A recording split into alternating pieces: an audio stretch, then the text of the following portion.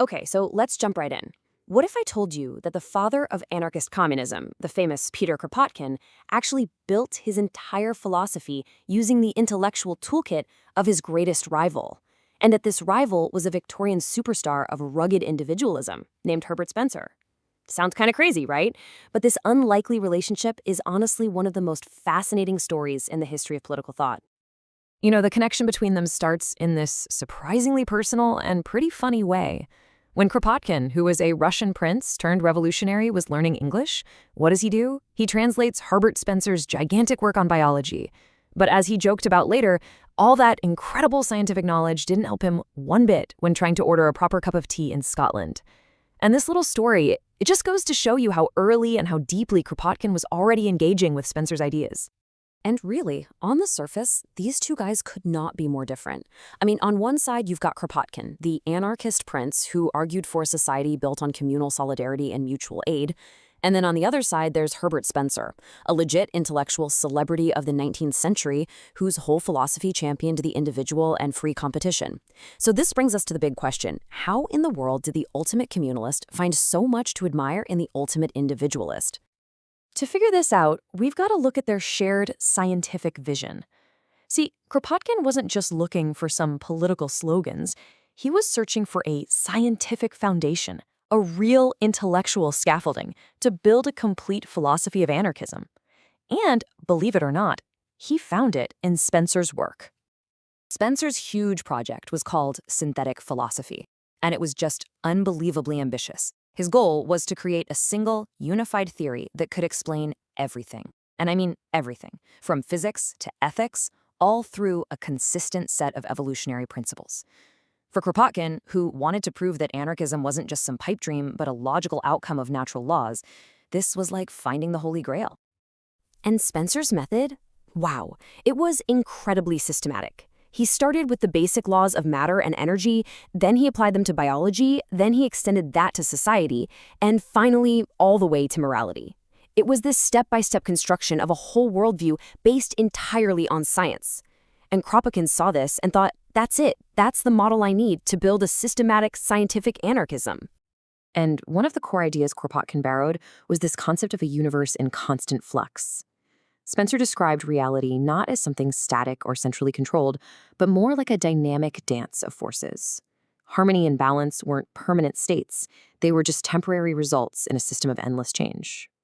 I mean, you can see why an anarchist would love this, right? A universe with no fixed center, no permanent ruler, all defined by constant bottom-up interaction. It was perfect.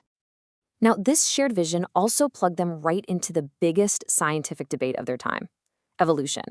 On one side, you had Darwinism, which focused on competition and the struggle for life. And on the other, you had Lamarckism, which argued that organisms could adapt directly to their environment and then pass those new traits on. So, Kropotkin, taking a cue from Spencer, didn't just pick a side.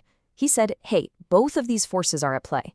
He actually used Spencer's own biological writings to really champion the importance of direct adaptation, how animals actively respond to their surroundings.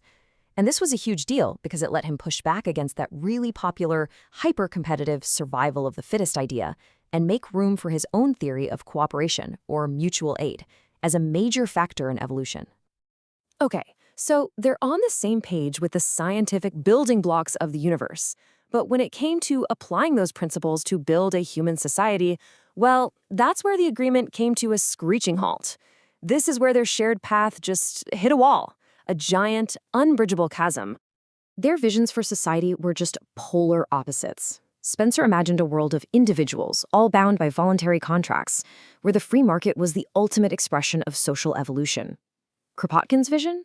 A community built on solidarity, where resources were shared based on what people needed, not on who could negotiate the best contract or earn the highest salary. Man, this quote from Kropotkin just cuts right to the heart of their disagreement. For him, the whole wage system, which Spencer defended, was just fundamentally unjust. It completely ignored the massive inequalities of opportunity that people are born into. To Kropotkin, any system of contracts or wages built on top of that wasn't freedom at all. It was just feudalism with a fresh coat of paint. But, okay, here's the twist. Kropotkin's intense focus on Spencer wasn't just about arguing with some popular philosopher. He was playing a much bigger game. His real target was actually a rival group that was growing inside the anarchist movement itself. Yeah, this rival faction was the individualist anarchists, people like the American Benjamin Tucker. And guess who their philosophical hero was? You got it, Herbert Spencer. They loved Spencer's focus on competition and individual rights. They imagined a society with private property and even private police forces, all organized through the market. The very things Kropotkin saw as the seeds of a brand new state. So this table here, it lays out Kropotkin's strategy perfectly. He basically saw Spencer and the individualist anarchists as two sides of the same coin. Spencer defended the wage system, Tucker defended private property. Both based society on contracts and competition. And for Kropotkin, the end result was exactly the same. Both systems would fail to get rid of hierarchy and would eventually just rebuild the very state they claimed to hate. So what's the big takeaway from all of this? Well, it's about how great ideas are actually made. It's not always about finding people who agree with you. Sometimes it's about finding the right rival. When you get right down to it, Spencer wasn't just some old Victorian thinker for Kropotkin to tear down. No, he was a living, breathing, vital intellectual sparring partner. By really wrestling with Spencer's powerful, systematic vision of individualism, Kropotkin was forced to make his own vision of communism just as systematic, just as rigorous, and just as compelling.